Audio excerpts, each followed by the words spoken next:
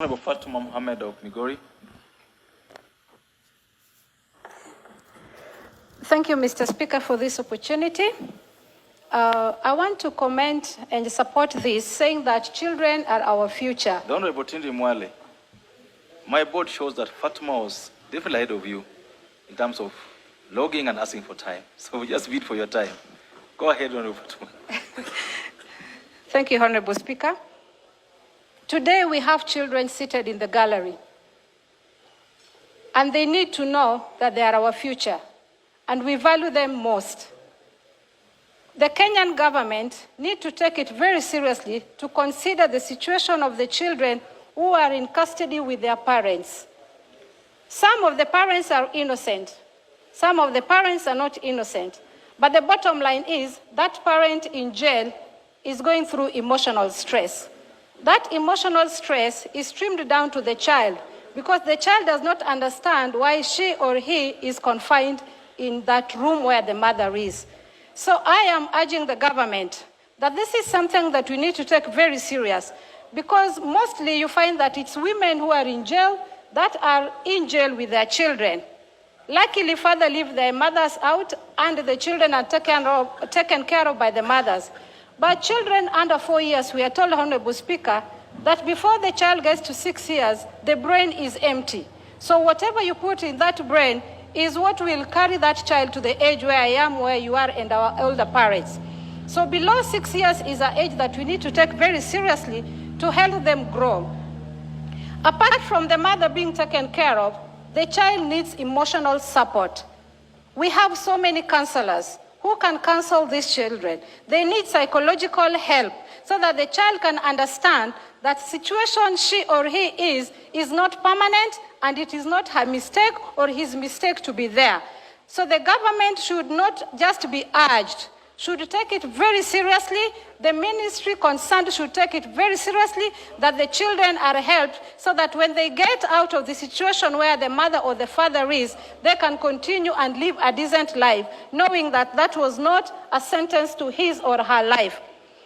Mr. Speaker, some of the children in jail are sick and they don't get proper treatment. There are conditions that need proper treatment.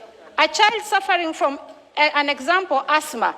During cold season, the mother does not even have a warm clothing for herself. The children suffer more. Mothers who are breastfeeding need to be given more care because the child needs to be breastfed and the mother needs different food other than the other mothers or other women who are in prison with them. So, Mr. Speaker, the prison has been neglected, not just the children only, but we need to work on our prisons so that the child is taken care of just as the parent is also taken care of. You might have done a mistake, but prison is for correction. It's not for judgment that you will die there with in a disparate situation. It is an institution that is supposed to correct the bad behavior that you had when you are out. And so the child should not be made to understand otherwise, that my mother is a prisoner because my mother was a bad girl, so I grow knowing that my mother is a bad girl. Psychological help is what we need more than anything else. It must be accompanied by education. The child needs to be given an opportunity to go to a proper school in the prison, so that when the child comes out, life can be normal for that child like any other children. For the children who are in prison, I am very sure they are not able to watch us, but when guardians go to visit them, please help the child know that there is God. Help the child know that this country cares for them. Help the child know that mommy is in prison, but mommy is a good girl. And when mommy comes out, God willing, mommy will change her character. And so you are not prisoned. It is mommy who is in prison. I pray that one day those children will come out, and one day one of them will be a women representative of Migori County. One will be a governor of Migori County. One will be the president of Kenya. One will be a director. One will be a CEO. Dear children, who knows other children whose mothers are in prison? Those who are above 4 years who are with you in school, please tell them they are good children and their parents are good children, but mommy did a small mistake that mommy has gone for correction, and when mommy comes out, mommy will be a good girl. Thank you, Mr. Speaker. Well said.